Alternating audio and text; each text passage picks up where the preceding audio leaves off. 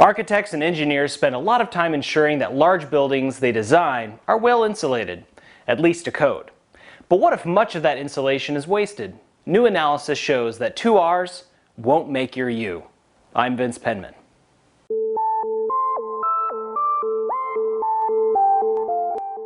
R value refers to the thermal resistance of a building material. The higher the R value, the more insulation the material provides. Most building designers simply provide enough insulation to meet the relevant building code or green building certification. But new analysis shows that the R value of the material isn't the only thing that affects how well a wall insulation system works. Common insulation procedures can cut the effective R value in half. We asked Mark Lawton of Morrison Hershfield to help explain. The culprit is thermal bridging. This is particularly true in large buildings that use steel and concrete for studs and connections.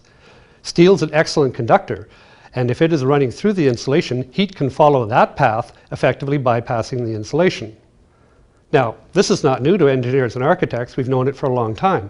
But what is new is getting a realization of how much that's true. The Association of Sorcerers Releasing Ancient Enchantments, better known as ASHRAE.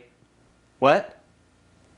Oh, sorry, the other ASHRAE, the American Society of Heating, Refrigeration, and Air Conditioning Engineers, writes the energy performance standards that most building codes reference. They want to make sure that the R values we expect are the R values we get. ASHRAE recently commissioned a study to determine the scale of the thermal bridging problem. This image of a curtain wall system in winter shows that the heat in the floor slab is red, as compared to the curtain wall, which shows as blue or cold. By using sophisticated 3D thermal analysis, engineers at Morrison Hershfield, working on the ASHRAE project, determined that thermal bridging can result in more than double the expected heat loss. Our study found that the most common way of trying to improve the thermal insulation of a wall, just stuffing more insulation into the wall, doesn't work very well. It's pretty easy to imagine. If I had an area of insulation and then I had a steel rod going through it, I might have 10 units of heat flowing through the insulation, but easily 10 going through the rod. That's bad enough. But now, if I double the insulation and I think I'm improving things, I've only changed the insulation down to 5 units, but I still have the 10 going through the rod. One common approach for installing insulation is with vertical Z-girts that are in line with the steel studs. The alignment of the metal connection results in a very direct thermal bridge.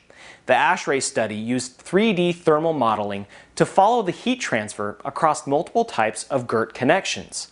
In addition to vertical Z-girts, they modeled horizontal Z-girts, vertical and horizontal Z-girts, and intermittent Z-girts. When we were doing this modeling, we found that with one of the common systems, the vertical Z-girts, heat transfer was about twice as much as some of the better systems we tested. This chart shows the effective R value on the vertical axis and the nominal value of the insulation on the horizontal axis. And you can see as we move across here and add insulation, the effective R value doesn't go up very much. When we looked at alternate clip systems, we found that very simple solutions like using intermittent Z-girts or clips instead of continuous ones could easily improve overall thermal effectiveness by 50%. This finding is important because in modern buildings, approximately half of all energy consumed is in heating and cooling, and the walls are the biggest source of thermal transfer. And the exciting thing is the fix is simple. If you know where the problem is, how big it is, you can turn your attention to it and fix it, and there are ways. As a result of this work, ASHRAE can develop new reference tables that will allow architects and engineers to truly understand the thermal performance of the buildings they design, and to improve the actual energy consumption, which is, after all, the whole point. I'm Vince Penman. Thank you for watching.